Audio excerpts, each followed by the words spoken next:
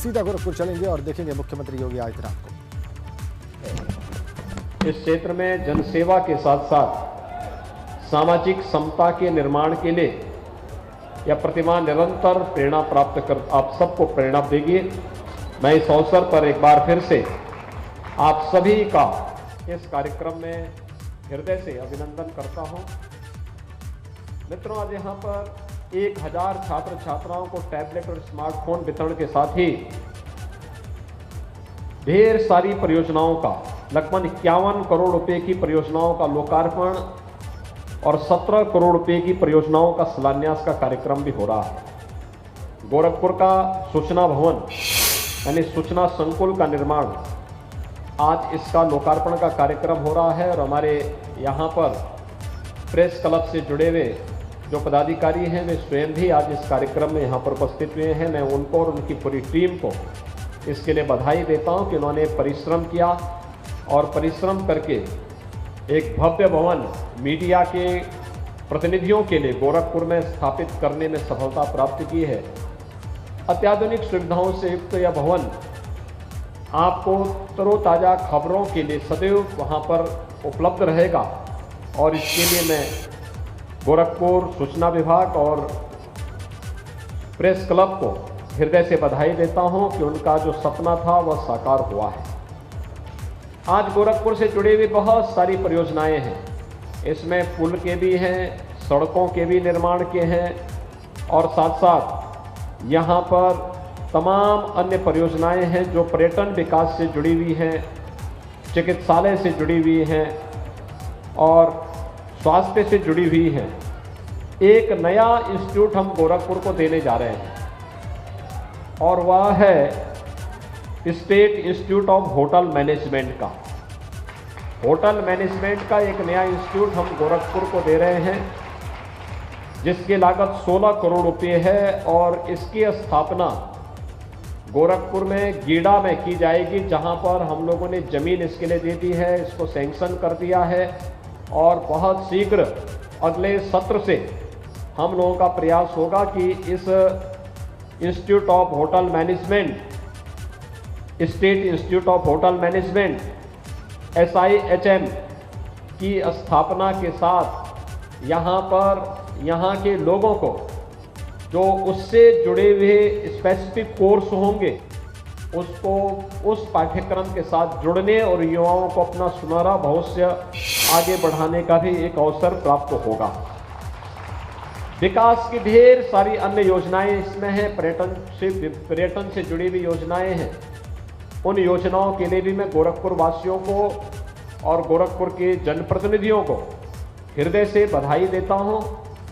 सबसे बड़ी बात है कि आज यहां पर हमारे युवाओं को एक बार फिर से टैबलेट और स्मार्टफोन वितरण की कार्रवाई हो रही है। हम लोगों ने तय किया है कि प्रदेश के हर स्नातक, प्रास्नातक युवा को या फिर इंटरमीडिएट पास करने के बाद जो युवा पॉलिटेक्निक, ITI या स्किल डेवलपमेंट का कोर्स कर रहा है या किसी प्रतियोगी परीक्षा की तैयारी कर रहा है, उस प्रत्येक युवा को भी हम लोग टैबलेट अथवा स्मार्टफोन उपलब्ध करवाएंगे। 1 करोड़ युवाओं को वर्तमान में हम लोग टैबलेट और स्मार्टफोन वितरण करने की कार्रवाई प्रारंभ कर चुके हैं। बहुत सारे युवा लखनऊ आए होंगे 25 दिसंबर को। 25 दिसंबर को सरदार अटल बिहारी वाजपेयी जी की पावन जयंती थी और इस अवसर पर लखनऊ में हम लोगों ने 60,000 युवाओं को एक साथ एक ही जगह पर हम लोगों ने टैबलेट और स्मार्टफोन वितरित किए थे। कल मैं वाराणसी में था। वाराणसी में मैंने 2000 युवाओं को एक साथ वहां पर टैबलेट और स्मार्टफोन वितरित किए। इससे पहले 30 दिसंबर को मैं गोरखपुर में था। गोरखपुर में मैंने गोरखपुर के 2000 युवाओं को टैबलेट और स्मार्टफोन वितरित किए। 28 को मैं स्वयं ही अभी मैं 3 दिन पहले अलीगढ़ और सहारनपुर में था। वहां के युवाओं को 2-2 हजार युवाओं को हमने टैबलेट और स्मार्टफोन वितरित किए।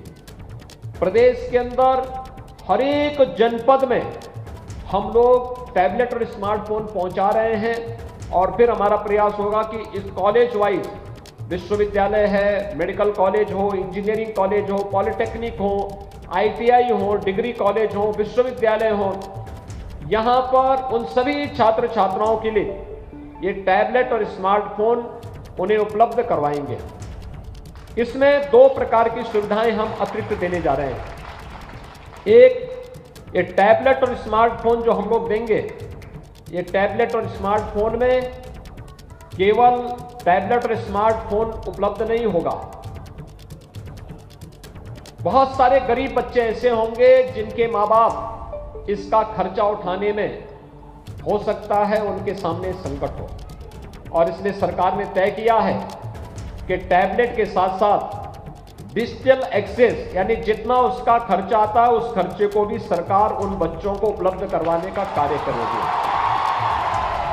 दूसरा, सरकार ने यह भी तय किया है अच्छा कंटेंट हम इसके साथ जोड़ करके इन बच्चों को उपलब्ध करवाएंगे, और दुनिया की जो सबसे अच्छी कंपनियां हैं उनको हम जोड़ रहे हैं, जो संबंधित छात्रों को, जो डिग्री कॉलेज में पढ़ने वाले छात्र होंगे उनको डिग्री कॉलेज के पाठ्यक्रम, उत्तर प्रदेश विश्वविद्यालय से जुड़े हुए जो पाठ्यक्रम होंगे वह, जो तकनीकी संस्थाओं से जुड़े होंगे उनको टेक्निकल एजुकेशन जो जुड़े हुए मेडिकल कॉलेजेस में पढ़ रहे होंगे उनको मेडिकल कॉलेज का पाठ्यक्रम, जो नर्सिंग में पढ़ रहे होंगे उनको नर्सिंग का, जो फार्मेसी में पढ़ रहे होंगे फार्मेसी का, पैरामेडिकल का है पैरामेडिकल का, पॉलिटेक्निक वालों को पॉलिटेक्निक का, ITI वालों को ITI का पाठ्यक्रम हम उन बच्चों को उपलब्ध करवाएंगे, अच्छा कंटेंट उनको उपलब्ध करवाएंगे। लेकिन साथ साथ नई राष्ट्रीय शिक्षा नीति के अंतर्गत एक युवा जब अपना पढ़ाई का कार्यक्रम, अपनी पढ़ाई पूरी कर रहा हो, अपनी डिग्री के पाठ्यक्रम या डिप्लोमा के कार्यक्रम को ले रहा हो, उस दौरान ही वह अपना रास्ता तय कर सके केंद्र और प्रदेश सरकार की योजनाओं को उसके साथ जोड़ने का कार्यक्रम, खासतौर पर कि प्रधानमंत्री मुद्रा योजना क्या है, प्रधानमंत्री स्टार्टअप की योजना क्या है, प्रधानमंत्री स्टैंड अप की योजना क्या है, मुख्यमंत्री युवा स्वरोजगार की योजना क्या है, उत्तर प्रदेश की एक जनपद एक उत्पाद की योजना, 1 डिस्ट्रिक्ट 1 प्रोडक्ट की योजना क्या है, विश्वकर्मा श्रम सम्मान की योजना क्या है, इन सभी योजनाओं को भी इसके साथ जोड़ने का कार्यक्रम होगा। आप अपने टैबलेट और स्मार्टफोन में देखेंगे कि वो सारे के सारे फंक्शन आपके पास वहां मौजूद होंगे, उनमें से किसी को भी आप क्लिक करेंगे उससे संबंधित पूरी जानकारी आपको अपनी टैबलेट या स्मार्टफोन पर उपलब्ध होगी। कोरोना का प्रकोप बढ़ता जा रहा है और कोरोना की इस महामारी में न केवल ऑनलाइन एजुकेशन बल्कि ऑनलाइन एग्जामिनेशन के लिए भी हम तैयारी के लिए इस स्मार्टफोन और टैबलेट को उपलब्ध करवा रहे हैं। इसके अलावा किसी प्रतियोगी परीक्षा की तैयारी करनी हो, हम लोगों ने 10,000 ऐसे छात्र छात्राओं को जो किसी प्रतियोगी परीक्षा की तैयारी कर रहे हो, मेडिकल में नीट की तैयारी कर रहे हो, तकनीकी अच्छे संस्थान में जाने के लिए जेई की तैयारी कर रहे हो, या फिर वह NDA की, CDS की, या फिर वे बच्चे किसी अन्य संस्थान में जाने की तैयारी कर रहे हो, चाहे वह UPSC का हो या फिर उत्तर प्रदेश शासन से जुड़ी हुई किसी भी प्रादेशिक सेवा से जुड़ी हुई किसी भी प्रतियोगी परीक्षा की तैयारी, प्रदेश के अंदर हम निःशुल्क कोचिंग की सुविधा उपलब्ध करवा रहे हैं। और कोचिंग फ्री में कोचिंग है, क्योंकि मेरे सामने वो चैलेंज था जब कोरोना प्रारंभ हुआ था और लॉकडाउन लगा था। 15,000 बच्चे उत्तर प्रदेश के कोटा में फंस गए थे, अभिभावक सब परेशान। राजस्थान की सरकार, कांग्रेस नेतृत्व की सरकार थी, उसने सहयोग करने से इनकार कर दिया। तब मैंने 500 बसेज उत्तर प्रदेश से भेजी, उनके साथ फोर्स भी भेजी और सभी बच्चों को सुरक्षित उनके घरों तक पहुंचाने की कार्रवाई हम लोगों ने उस समय संपन्न किया था। और आज इसीलिए सरकार ने तय किया है उत्तर प्रदेश के युवाओं को प्रतियोगी परीक्षाओं की तैयारी करने के लिए उत्तर प्रदेश के बाहर जाने की नौबत ना ले पाए, इसके लिए अभ्युदय कोचिंग की क्लासेस हम उत्तर प्रदेश के अंदर प्रारंभ कर चुके हैं। ऑफलाइन भी है, ऑनलाइन भी है। और ऑफलाइन में या ऑनलाइन में जो इसमें हम पाठ्यक्रम दे रहे हैं बहुत अच्छा दे रहे हैं। जो लोग इस परीक्षा को उत्तीर्ण करने के बाद इसमें सफलता प्राप्त कर रहे हैं, उन लोगों को हमने इसके साथ जोड़ा है। अधिकारी हैं, हमारे जो जिलाधिकारी हैं, सीडीओ हैं, या फिर एसपी हैं, या आईपीएस हैं, पीपीएस हैं, पीसीएस हैं, या अच्छे चिकित्सक हैं, या किसी भी फील्ड के उन लोगों को जिनके पास एक अनुभव है, उन लोगों को हमने इसके साथ जोड़ा है और वे अच्छा कोचिंग प्रदेश के अंदर दे रहे हैं। और ऐसे ही 10,000 ऐसे युवाओं को हम टैबलेट और स्मार्टफोन उपलब्ध करवा रहे हैं, जो अभ्युदय कोचिंग के साथ जुड़ करके विभिन्न प्रतियोगी परीक्षाओं की तैयारी भी कर रहे हैं।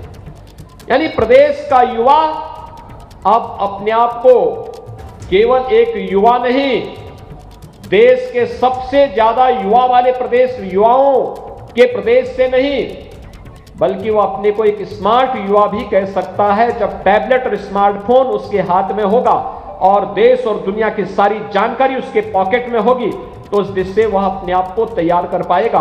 और आज ये सुविधा आपको उपलब्ध कराते हुए मुझे बहुत प्रसन्नता की अनुभूति हो रही है।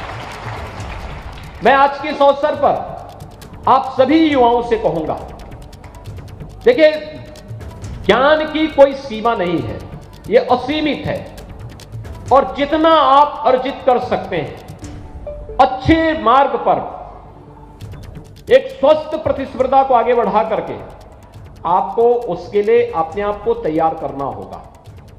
अगर आप उसके लिए अपने आप को तैयार करते हैं तो मान करके चलिए कि आपका भविष्य उज्जवल है। जीवन में शॉर्टकट का रास्ता किसी व्यक्ति को तात्कालिक सफलता दिला सकता है, लेकिन अस्थायी सफलता नहीं दे सकता। अस्थायी सफलता के लिए व्यक्ति को परिश्रम के साथ ईमानदारी पूर्वक प्रयास करना होगा, और ईमानदारी पूर्वक प्रयास करने के लिए अगर आप आगे बढ़ते हैं तो जीवन में सफलता पग पग पर आपके साथ आती हुई दिखाई देगी। और आज ये हम सबका सौभाग्य है कि नए भारत का नया उत्तर प्रदेश इस दिशा में तेजी के साथ आगे बढ़ रहा है।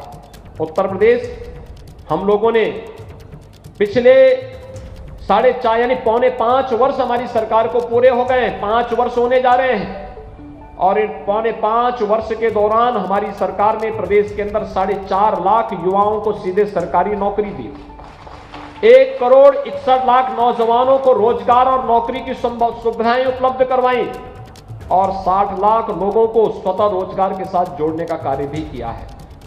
इतने बड़े पैमाने पर नौकरी, रोजगार, स्वतः रोजगार इससे पहले कभी नहीं मिला था। लेकिन सरकार की, जब किसी भी सरकार की जब सोच ईमानदार होती है तो काम उतना ही दमदार भी होता है, और उस दमदार कार्य के साथ सरकार आपके पास है। कितने बच्चों ने यहां पे वैक्सीन ले लिया? बहुत सुंदर, बहुत अच्छा काम किया आप लोगों ने। जिन लोगों ने वैक्सीन नहीं लिया है, 15 वर्ष से ऊपर के वे सभी बच्चे वैक्सीन जरूर ले लेंगे। कोरोना महामारी का ये वैक्सीन कोरोना में एक सुरक्षा कवच है, और याद रखना, कोरोना के खिलाफ देश की इस लड़ाई को जीतना है तो हम सबको इसमें सहभागी बनना होगा। सार्वजनिक स्थान पर हम चाहें तो मास्क जरूर धारण करें। हर हाल में बचाव के उपाय, ये जो थर्ड वेव आ रही है, ये थर्ड वेव खतरनाक नहीं, लेकिन हां, सावधानी और सतर्कता बीमारी से हमेशा आवश्यक है। बीमारी को छुपाना नहीं चाहिए, लेकिन बीमारी से बचाव जरूर हो। और बीमारी से बचाव इसलिए आवश्यक है क्योंकि बहुत सारे लोग ऐसे होंगे जो बीमार होंगे, बहुत सारे लोग ऐसे होंगे जो कमजोर इम्यूनिटी के होंगे, बहुत सारे लोग ऐसे भी होंगे जिन लोगों को हो सकता है पहले से कोई बीमारी हो। वे लोग अगर बचाव नहीं करेंगे, जबरदस्ती आ बैल मुझे मार वाली कहावत को अपने साथ दोहराने का प्रयास करेंगे, तो उनके लिए खतरनाक हो सकता है। और इसलिए कभी भी बीमारी से भागना नहीं, घबराना भी नहीं, लेकिन सतर्कता और सावधानी जरूरी है। इसलिए वैक्सीन जरूर ले लेंगे। सरकार ने मुफ्त में वैक्सीन की व्यवस्था की है, सबके लिए वैक्सीन की व्यवस्था की है। आप सभी लोग इसका लाभ लेंगे, इस विश्वास के साथ एक बार फिर आप सभी युवाओं को टैबलेट उपलब्ध होने पर हृदय से बधाई। आज गोरखपुर को स्टेट का एक नया hotel institute of hotel management का एक नया इंस्टीट्यूट गोरखपुर को प्राप्त हो रहा है। इसके लिए मैं बधाई देता हूं गोरखपुर वासियों को, एक बार यहां के युवाओं को इसके लिए भी बधाई देता हूं। यहां पर विकास की ढेर सारी योजनाएं, सड़क का है, पुल का है, पर्यटन से जुड़ी हुई योजनाओं का भी आज लोकार्पण और शिलान्यास हो रहा है। इसके लिए सभी जनप्रतिनिधियों को और जनता जनार्दन को मैं बधाई देता हूं और पूज्य महाराज जी की प्रतिमा का आज यहां पर अनावरण हुआ है। इसके लिए मैं ब्लॉक प्रमुख भरोइया और ब्लॉक प्रमुख प्रतिनिधि के रूप में कार्य करने वाले संजय सिंह जी को हृदय से धन्यवाद देते हुए इस पूरे कार्यक्रम में आप सब ने भागीदारी की है, इसके लिए अपनी शुभकामनाएं देता हूं। धन्यवाद। जय हिंद।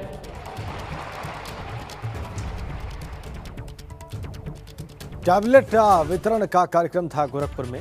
ये कार्यक्रम अयोध्या में भी है। मुख्यमंत्री ने सभी को शुभकामनाएं दी।